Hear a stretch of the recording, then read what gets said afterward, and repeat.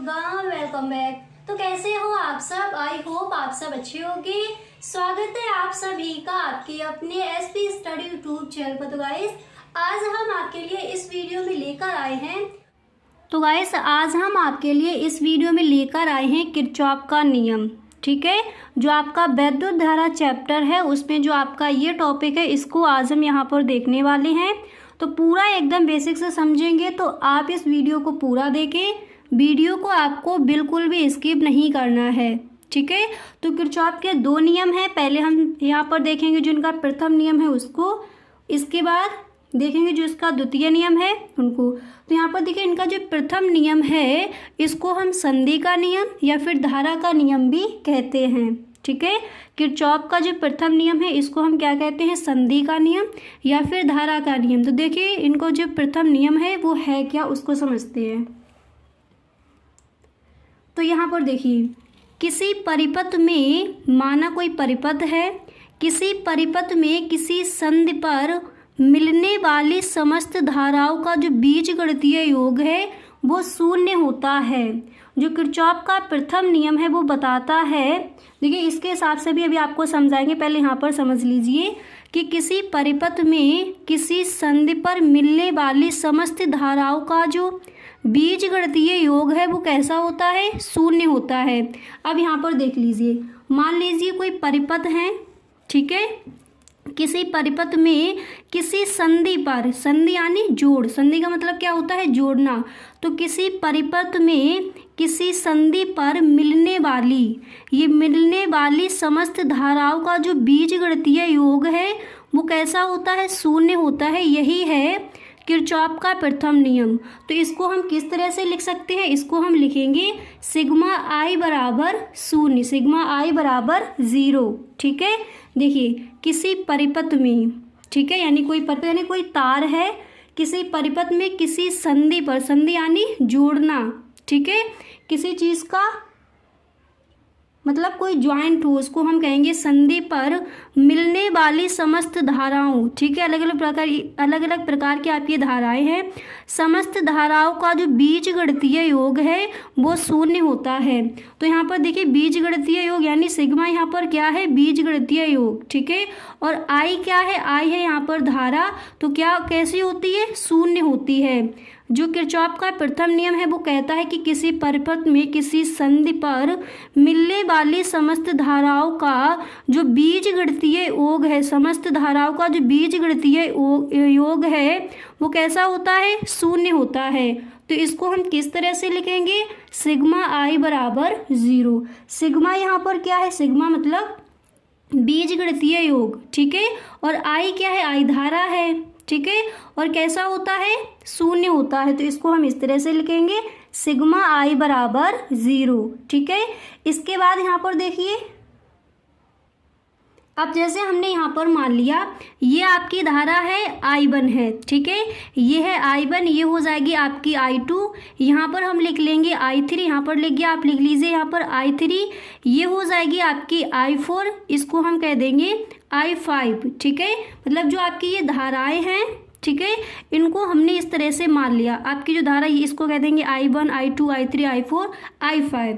अब यहाँ पर आपको बताया गया था किसी परिपथ में किसी संधि पर मिलने वाली जो समस्त धाराओं का बीजगणितीय योग है वो कैसा होता है? शून्य होता है। तो मान लीजिए आपकी ये धारा है, इसके बाद यहाँ से ये धारा गई, ये सारी धारा, इनका सबका जो बीजगणितीय योग है वो कैसा है? शून्य है। यानी बाहर से आई धारा, जो भी आपकी धाराएं हैं इनका सबका जो बीजगणितीय योग है वो कैसा है?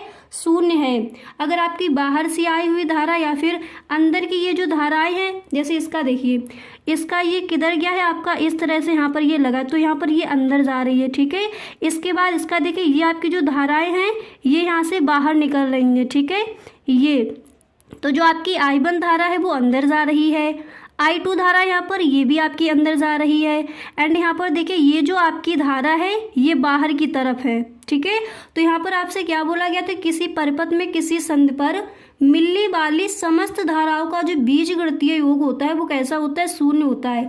तो चाहे आपकी धारा बाहर से आए या फिर अंदर से आए, इनका सबका जो समस्त धाराओं का जो आपका बीजगणितीय योग होगा वो कैसा होगा, शून्य होगा।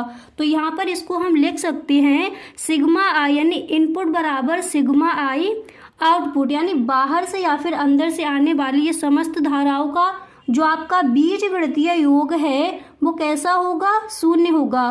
तो इसको हम लिख सकते हैं सिग्मा आई इनपुट बराबर सिग्मा आई आउटपुट, ठीक है।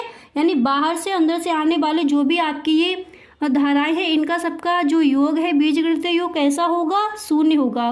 तो यहाँ पर हम इस तरह से इसको लिख सकते हैं। कोई डाउट कहीं पर भी गाइस आपको कोई भी चीज़ समझ ना आए तो आप हमें कमेंट बॉक्स में ज़रूर बताएं, ठीक है। यहाँ तक समझ आ गया। अब इसके बाद देखिए, अब इसको गाइस हम इस तरह से लिख सकते हैं I1 प्लस I2 बराबर क्या हो जाएगा, देखिए I1 प्लस I2, ये कैसी धाराएं हैं, अंदर की तरफ हैं, ठीक है। इसके बाद बराबर I3 plus I4 plus I5, ठीक है। यहाँ पर हमारी 5 धाराएं दी गई थी, तो मतलब यहाँ पर बोला गया चाहे आपकी धारा बाहर से आ रही हो या फिर अंदर की ओर जा रही हो, इनका जो बीजगणितीय योग है वो कैसा होगा, शून्य होगा। यानी जो आपकी ये धाराएं हैं ये कैसी होगी, बराबर होंगी। तो इनको हम इस तरह से लिख सकते हैं कि धारा I1 प्लस I2 बराबर I3 plus I4 plus I5, ठीक है। तो ये हो जाएगा आपका जो प्रथम नियम है, किरचॉफ का जो प्रथम नियम है, इसको हम बोलते हैं संधि का नियम या फिर धारा का नियम। तो इस तरह से ये आपका निकल के आ जाएगा। आई होप जो इसका प्रथम नियम है आपको अच्छे से क्लियर हो गया होगा, ठीक है। अब हम देखते हैं किरचॉफ का द्वितीय नियम क्या है। देखिए अब हम यहाँ पर देखेंगे इनका जो द्वितीय नियम है वो क्या है, ठीक है। तो जो आपका द्वितीय नियम है उसको हम बोलते हैं बोल्टा का नियम, या फिर इसको इस तरह से भी बोला जाता है बंद पास का नियम, ठीक है। जो प्रथम नियम था उसको हम क्या बोल सकते हैं, संधि का नियम या फिर धारा का नियम, ठीक है। और द्वितीय नियम को हम क्या बोलते हैं, बोल्टता का नियम या फिर बंद पास का नियम। अब इसको समझते हैं कि किरचॉफ का जो आपका द्वितीय नियम है वो क्या है, ठीक है। तो यहाँ पर देखिए किसी विद्युत परिपथ के, ये आपका पूरा कोई विद्युत परिपथ है, किसी विद्युत परिपथ के प्रत्येक बंद पास के प्रति, यहाँ पर कितने आपके बंद पास हैं, 2, एक ऊपर ये एक नीचे, ठीक है।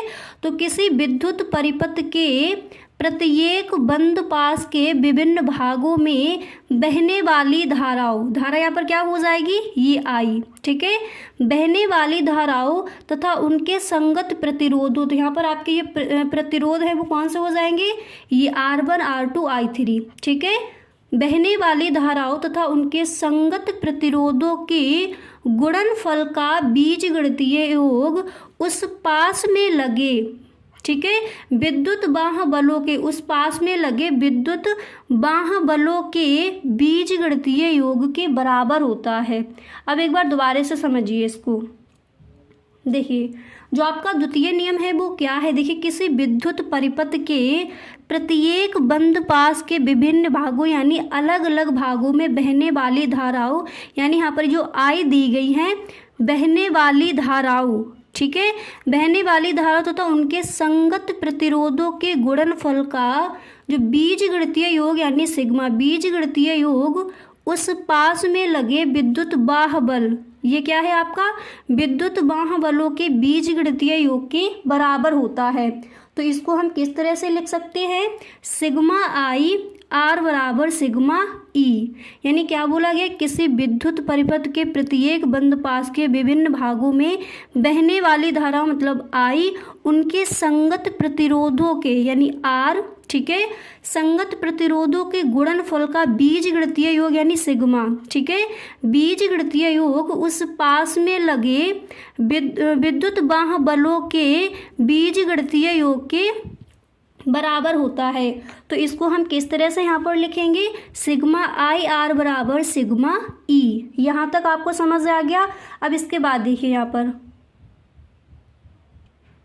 अब हम यहाँ पर लिखेंगे कि बंद पास एक के लिए, अब इसको देखिए बंद पास एक के लिए, तो यहाँ पर क्या हो जाएगा I1 R, अब यहाँ पर देखिए ये माइनस क्यों लगा, I1 R1। तो यहाँ पर जो आपकी धारा है वो देखिए किस दिशा में बह रही है, जो आपकी ये धाराएं हैं इसकी इधर से इस तरफ से बह रही है। यहाँ पर देखिए जो आपकी धारा है वो ऐसे ना जाकर यहाँ पर विपरीत दिशा में गई है। जो आपकी यहाँ पर देखिए बंद पास 1 के लिए, पहले आप इसको देखिए, तो यहाँ पर जो आपकी ये I1 धारा जो बह रही है, तो यहाँ पर देखिए इस तरह से इधर है, तो ये धारा आपकी इधर जानी थी, इधर ना जाके ये आपकी विपरीत दिशा में है। तो यहाँ पर हम क्या कर देंगे माइनस। अगर आपकी ये धारा इस तरह से जाती इधर, तो यहाँ पर क्या हो जाता, प्लस हो जाता। तो हम यहाँ पर करेंगे I1 R1 माइनस, ठीक है, I1 R1 यहाँ पर क्या लगाएंगे, माइनस लगाएंगे, ठीक है। इसके बाद क्या हो जाएगा, I2 R2 बराबर E1 माइनस E2, ठीक है। यहाँ पर देखिए, यहाँ पर जो आपकी धारा है, पहले हम देखेंगे बंद पास 1 के लिए। यहाँ पर जो आपकी धारा है, तो देखिए ये धारा आपकी इस तरह से यहाँ पर बह रही है। अब यहाँ से ये धारा आपकी इधर देखिए विपरीत दिशा में है, तो इसलिए हम यहाँ पर कर देंगे I1 R1 minus I2 R2 बराबर, यहाँ पर ये क्या हो जाएगा, ये क्या है आपका विद्युत वाह बल है E1 माइनस E2। अब हम देखेंगे बंद पास 2 के लिए। अब देखिए, अब हम देखेंगे बंद पास 2 के लिए। बंद पास 1 के लिए हमने देख लिया, ठीक है। तो यहाँ पर क्या हो जाएगा, माइनस लग जाएगा। I1 R1 minus I2 R2 बराबर E1 माइनस E2। अब हम देखेंगे बंद पास 2 के लिए। तो यहाँ पर देखिए बंद पास 2 के लिए जो आपकी धारा है वो किस दिशा में बह रही है। देखिए बंद पास 2 के लिए धारा आपकी यहाँ से आई, यहाँ से बिल्कुल आपकी सीधी दिशा में बह रही है। तो यहाँ पर हमारा क्या हो जाएगा, सीधा से हम लिख देंगे I1, सॉरी इधर देखिए, तो यहाँ पर बिल्कुल हम सीधी तरह से लिख देंगे I2 R2 plus I3 into R3 बराबर क्या हो जाएगा, E2। तो यहाँ पर देखिए जो आपका बंद पास 2 है, इसमें देखिए धारा आपकी क्या बह रही है, I2 R2 प्लस यहाँ पर क्या हो जाएगा I3 इंटू R3 बराबर E2, ठीक है, इस तरह से। अब यहाँ पर देखिए इसको हम इस तरह से भी लिख सकते हैं I2 R2 प्लस, यहाँ पर देखिए यहाँ पर हमारा हो जाएगा I3, तो इसको हम लिख सकते हैं I1 प्लस I2। तो ये हमारा यहाँ पर हो जाएगा I2 R2 plus I1 plus I2 R3 बराबर E2, ठीक है, ये आ जाएगा आपका निकल के। अब देखिए जो आपका द्वितीय नियम है इसको हम दोबारा से समझते हैं। अगर आपको एक बार में क्लियर नहीं हुआ है तो इसको दोबारा से देख लीजिए। पहले देखिए प्रथम नियम को भी एक बार दोबारा से समझ लीजिए, उसके बाद देखेंगे जो आपका द्वितीय नियम है वो किस तरह से है। तो देखिए जल्दी से समझ लीजिए, जो आपका प्रथम नियम है वो किस तरह से है। देखिए किसी परिपथ में किसी संधि पर मिलने वाली समस्त धाराओं का बीजगणितीय योग कैसा होता है, शून्य होता है। यह है आपका संधि का नियम, या फिर इसको हम बोल सकते हैं धारा का नियम, ठीक है। किसी परिपथ में, ठीक है, किसी पर यानी किसी तार में किसी संधि पर, संधि यानी जोड़, किसी संधि पर मिलने वाली समस्त धाराओं का जो बीजगणितीय योग है वो कैसा होता है, वो होता है शून्य। चाहे वो धाराएं आपकी अंदर की साइड हो या फिर वो धाराएं बाहर की साइड हो, इनका जो बीजगणितीय योग है वो कैसा होगा, शून्य होगा। तो इसको हम लिख सकते हैं सिग्मा I बराबर 0, ठीक है। सिग्मा यहाँ पर क्या है, बीजगणितीय योग, और I क्या है, ये है धारा, और यहाँ पर ये कैसे हो जाता है, इनका जो योग है वो कैसा हो जाता है, शून्य हो जाता है। तो यहाँ पर हम इसको इस तरह से लिख सकते हैं सिग्मा इनपुट बराबर सिग्मा आउटपुट, क्योंकि चाहे ये धारा आपकी अंदर की साइड हो या फिर बाहर से आई हो, इनका जो बीजगणितीय योग है वो कैसा होगा, शून्य होगा, ठीक है। तो इसको हम लिखेंगे I1 प्लस I2 बराबर, I1 प्लस I2 बराबर, यानी जो इनकी चाहे धाराएं आपकी अंदर की साइड हो चाहे बाहर के साइड हो, इनका जो बीजगणितीय योग है वो शून्य होगा, यानी इनका जो बीजगणितीय योग है वो कैसा होगा, बराबर होगा। तो यहाँ पर हम इस तरह से इसको लिख सकते हैं I1 प्लस I2 बराबर I3 plus I4 plus I5, यानी जैसे आपका कोई पाइप है, ठीक है, और यहाँ से इसका ये पानी जैसे चल रहा है, ठीक है। अब इसी पानी को जैसे हम 3 जगह इस तरह से डिवाइड करके, इधर से भी निकलेगा, इधर से भी निकलेगा, इधर से भी, तो यहाँ से जो इसका पानी निकलेगा, यहाँ से जो बराबर ही तो निकलेगा। मतलब कोई भी आपकी कोई बड़ी चीज़ है, उसमें कोई चीज़ यहाँ पर रखी है, ठीक है, उसी को हम 3 चीज़ों में करके बाहर निकलती है, ठीक है। तो यहाँ से जो चीज़ कोई निकलेगी वो बराबर ही तो निकलेगी। तो यानी इसको हम इस तरह से लिख सकते हैं I1 + I2 बराबर I3 + I4 + I5, ठीक है। यहाँ तक ये आपको समझ आ गया। अब इसके बाद देखिए इसका जो द्वितीय नियम है वो किस तरह से है। देखिए, किसी विद्युत परिपथ के प्रत्येक बंद पास के विभिन्न भागों में बहने वाली धाराओं, किसी विद्युत परिपथ के प्रत्येक बंद पास, ठीक है, प्रत्येक बंद पास के विभिन्न भागों में बहने वाली धारा, ठीक है, विभिन्न भागों में बहने वाली धाराओं तथा उनके संगत प्रतिरोधों के गुणनफल का बीजगणितीय योग उस पास में लगे विद्युत बाह्य बलों के, ठीक है, उस पास में लगे विद्युत बाह्य बलों के बीजगणितीय योग के बराबर होता है। यानी इसको हम इस तरह से लिख सकते हैं सिग्मा आई आर बराबर सिग्मा ई, ठीक है। आई होप ये आपको यहाँ पर इतना क्लियर हो गया होगा। अब इसके बाद देखिए यहाँ पर बंद पास एक के लिए, तो बंद पास एक के लिए देखिए यहाँ पर हम क्या करेंगे।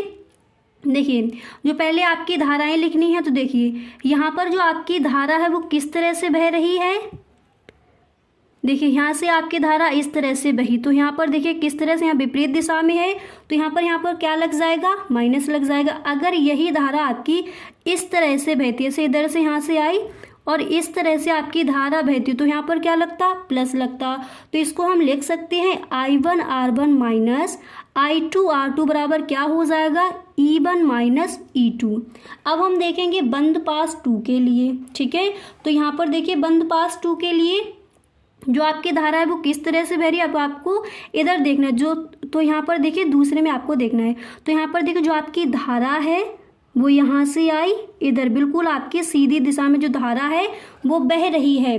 तो इसको हम इस तरह से लिख सकते हैं कि I2 R2 plus I3 R3 बराबर E2, ठीक है। इसको हम इस तरह से लिख सकते हैं।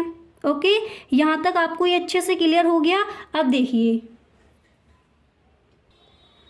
अब यहाँ पर देखिए इसको हम इस तरह से लिखेंगे कि I2 R2 प्लस I3 की जगह क्या कर देंगे, I1 प्लस I2 R3 बराबर E2, ठीक है। तो ये हो जाएगा आपका जो बोल्टा का नियम यानी बंद पास का नियम है वो हो जाएगा आपका ये। आई होप अच्छे से आपको ये क्लियर हो गया होगा।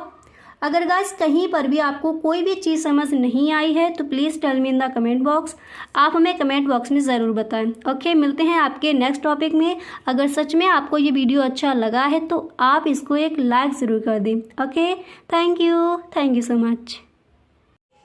तो गाइस कैसा लगा वीडियो, आई होप ये वीडियो आपको पसंद आया होगा। अगर सच में ये वीडियो आपको अच्छा लगा है तो आप इस वीडियो को अपने सभी दोस्तों में एक बार शेयर जरूर करें। ओके, वीडियो अच्छा लगा करे तो please tell me in the comment box, आप में कमेंट बॉक्स में जरूर बताएं। Okay, thank you so much.